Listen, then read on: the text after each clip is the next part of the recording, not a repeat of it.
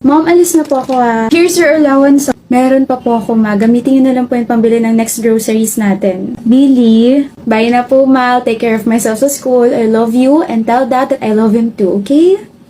Ang batang yun talaga. Billy, kanina pa kita inaantay. Huwag mo naman masyado ipahalata na miss mo na agad ako. You know you're my savior pagdating sa ACADS. Pa-tutor ako sa part na to. Sabi ko na ginagamit mo lang ako eh. Billy naman eh. Adelisan ba dyan? Ito. Congratulations, Billy. You're running for highest honors college. You're really making us proud, ha? Keep it up. Thank you po. Hindi naman kailangan pumalakpak. Deserve mo naman talaga. Nakasal pa nga, lalo pang nilakasan.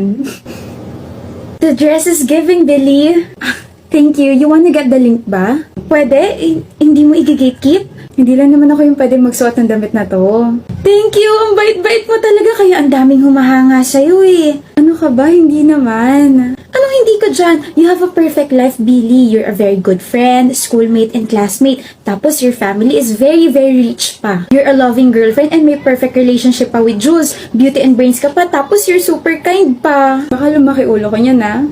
Wala kaming pake kahit maging megamind ka pa, we will still love you, Billy.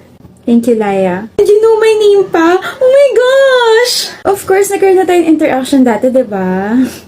How's your day, my love? Ganun pa rin, masaya, enjoy, and hindi boring. Tapos, running for highest honors ulit ako. And then, alam mo ba, I stumbled upon the schoolmate. Her name is Laya. Sabi ba naman niya, I have a perfect life. Perfect ka naman talaga. You're my perfect Billy. It feels weird lang, as in, sa buong buhay ko, ngayon ako nasabihan ng perfecto ako. Nobody's perfect naman. You're an exception, baby. Whatever. Sa'yo ba, Jules? How was your day? Nagka-abala lang sa isa sa mga subjects pero nagawa na naman na paraan.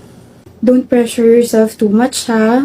Yes, ma'am. At saka palagi sumasagi sa isip ko na kapag nagpadala ko sa inis at saka sa pagiging stress ko, lalo magiging masama yung kalalabasan ng mga ginagawa ko. Very good naman ang baby ko. Kaya pengen ako kiss. As you wish. Bakit, Billy? Ikaw yun? Yung ano? Cringe naman ito. Narinig mo yun? Billy, are you okay? Pinagtitripan mo ba ako, Jules? Okay ka lang ba? Ano ba sinasabi mo? Huwag ko na lang kaya ilagay itong part na to sa POV na to. Medyo cringe kapag naghingi pa siya ng kiss eh. Baka mamaya makringe na rin yung mga manonood nitong content ko na to. Billy! Jules? Ano? Ano nangyari? Ba't nag-glitch? Ba't nakastuck na siya? Ba't ganito? Part? POV? Content? Audience? My friends, my family, my schoolmates, my boyfriend. Hindi ako tanga para hindi ma-realize to. Isang palabas lang ang perfectong buhay ko. Ano, tapos ka na sa POV na ginagawa mo? Paano matatapos biglang nag-glitch to in-edit ko? Ayaw na gumalaw ng clip, so pati yung editing app na damay. O paano yan? May ako na nga asikasuhin, tara kain muna tayo. Tara.